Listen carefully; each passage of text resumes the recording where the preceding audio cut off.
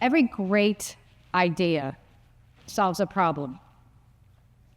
But have you ever had a solid, bold solution and watched it stall?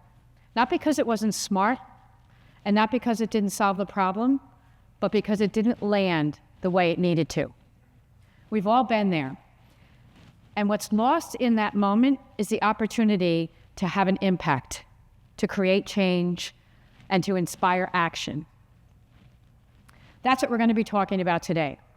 How to lead and use our voices to connect with people and to move the needle where we want it to go with intention and authenticity.